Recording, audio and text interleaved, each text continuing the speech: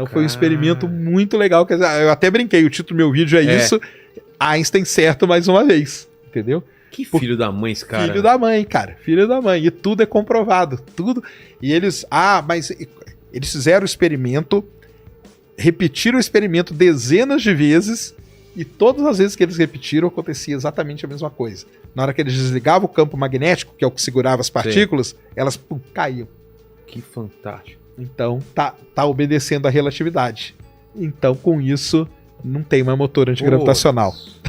Só ficando triste. Tristeza pros da ficção científica. Eu vi outro vídeo seu falando sobre o telescópio que comprovou a existência. Que na primeira foto não tinha aparecido o James Webb, né? James Webb, não tinha aparecido as galáxias no início. E aí um monte de gente falou, tá vendo? Não sei o quê. Tá vendo?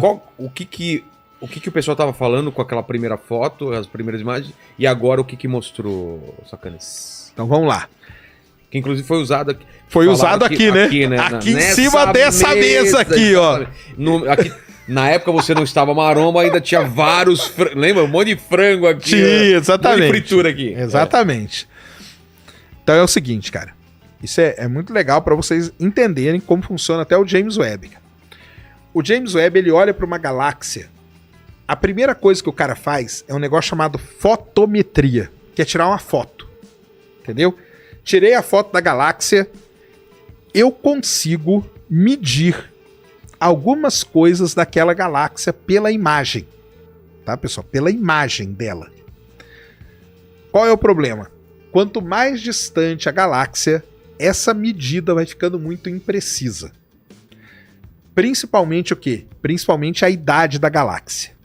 Então foi aquilo que o pessoal falava. Olha lá, o James Webb encontrou um monte de galáxia onde não deveria existir. Pela fotometria. Muito bem. Passou o tempo, igual eu falei aqui aquele dia. Calma, pessoal. Vai passar o tempo.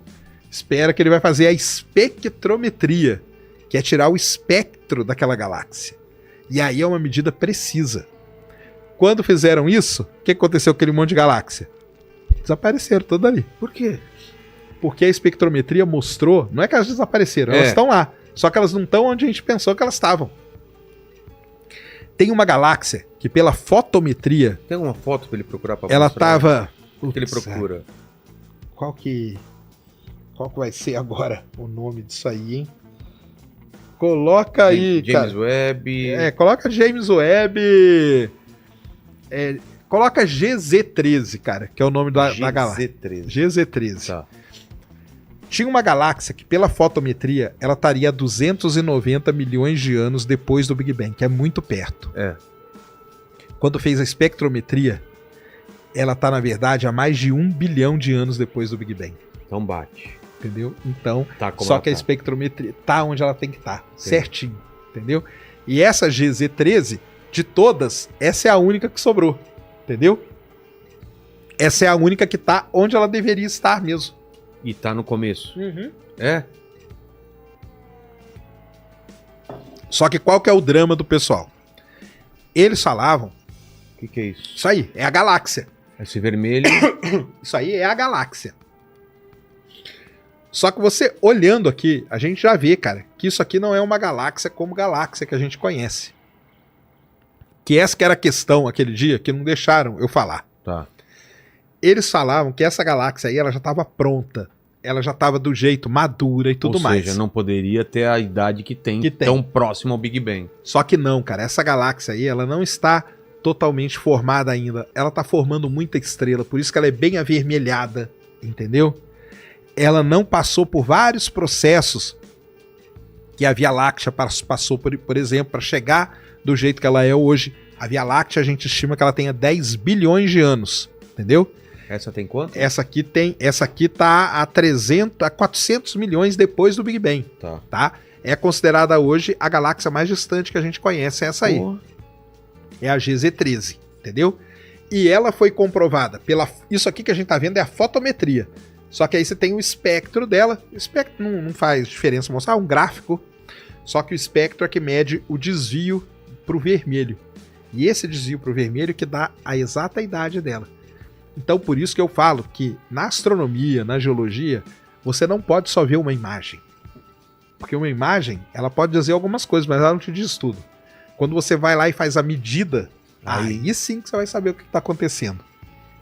E aí foi o que aconteceu com ela. De todas aquelas lá, só ela que sobrou aonde ela devia estar mesmo, entendeu? E agora já mostraram de novo que realmente as galáxias lá perto do Big Bang, elas não são estruturadas. Para elas estruturarem, passou um tempo aonde devia estar mesmo. Então não tem nada do James Webb refuta o Big Bang, nada. Mas ainda pode aparecer mais coisa ainda? Tá em análise? Pode aparecer mais coisa. Não, cara, ver mais coisa, isso aí é certeza que ele vai ver. Certeza. Certeza. Porque a gente tinha até então o Hubble, 2 metros de espelho. Agora a gente tem o James Webb, que é 6,5, cara.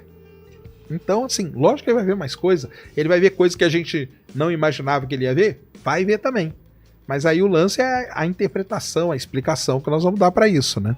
Então, o que o pessoal tá estudando é isso aí. Mas então tá, por enquanto, tá tudo dentro da... O James Webb tá indo em que caminho? Ele tem uma direção? Não, ele fica orbitando um ponto do espaço, que a gente chama. Isso chama é bom? Ponto de Lagrange. Isso é excelente. Por quê? Porque ele tá sempre... Porque ele tá protegido do calor da Lua, do Sol e da Terra. E ele, para ele funcionar bem, ele tem que estar longe de qualquer fonte de calor. Porque ele só funciona no infravermelho. Entendeu? Entendi. E aí ele tá no ponto certinho, fica a 1,5 milhão de quilômetros de distância da Terra.